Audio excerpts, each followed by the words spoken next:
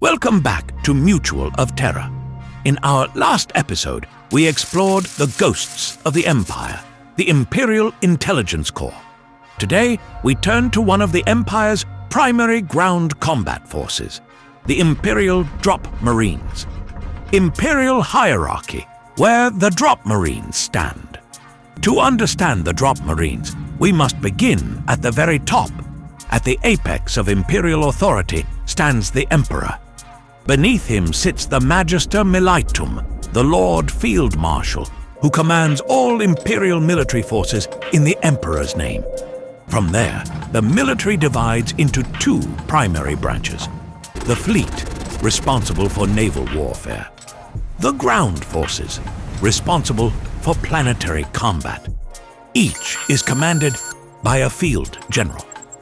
This distinction matters. Most Marines, commonly known as Fleet Marines, fall under naval command. Imperial Drop Marines do not. They belong to the ground forces, operating independently of Fleet Marine command structures. They are not ship defenders by doctrine.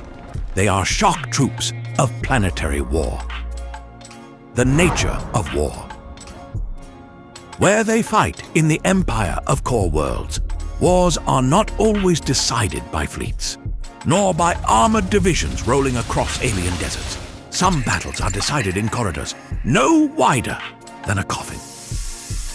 In airlocks sealed with blood, in the final meters between survival and annihilation. Those battles belong to one force, the Imperial Drop Marines.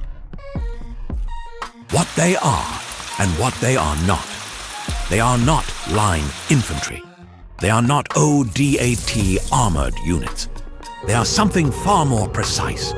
They are the blade in the dark, where ODAT delivers overwhelming force.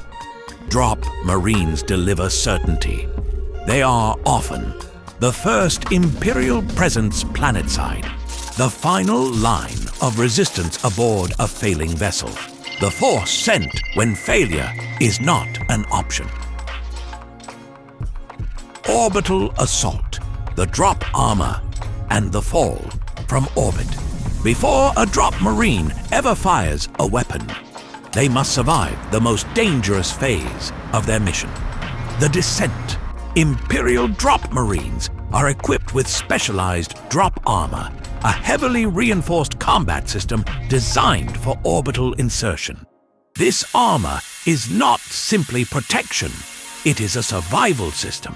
It provides thermal shielding for atmospheric re-entry, impact dampening for high-velocity landings, integrated life support for vacuum exposure, stabilization systems for uncontrolled descent vectors.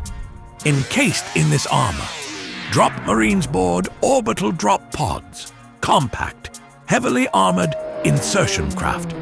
These pods are launched directly from orbit. No escorts, no gradual descent, no margin for error. They enter the atmosphere at extreme velocity, falling like meteors through fire and turbulence. Inside the pod, there is no maneuvering, no escape, only the countdown and the impact.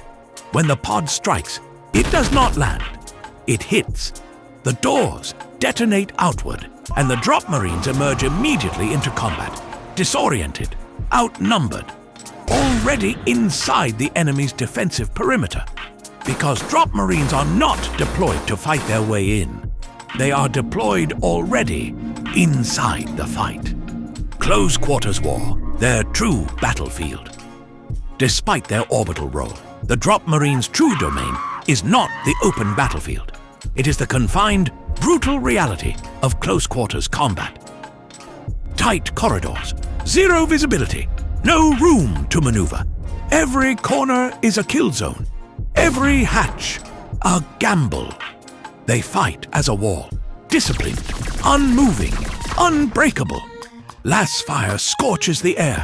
Slug rounds rip through bulkheads. The enemy advances and pays for every inch. Training for the impossible. Drop Marines are conditioned for environments that would break lesser soldiers. Vacuum exposure, artificial gravity failure, hull decompression, total darkness, electronic warfare disruption, high-impact orbital insertion, and perhaps most dangerous of all, holding the line when retreat is impossible. The human element. They are not machines, they are volunteers, chosen not only for physical strength, but for mental resilience beyond comprehension. Because to be a drop marine is to accept a simple truth. Your battlefield may be a burning planet, or a shattered ship, or a corridor that will become your grave, and your duty is to hold it, no matter the cost. Final analysis.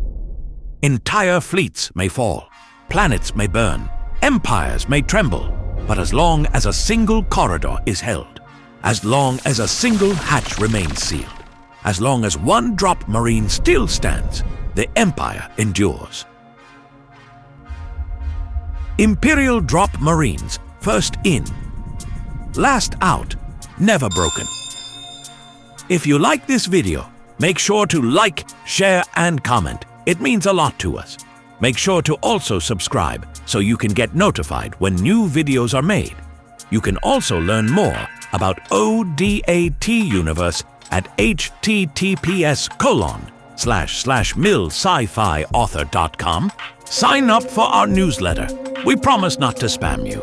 Or join our Facebook fan group. Search for Imperial Command in the Facebook search bar.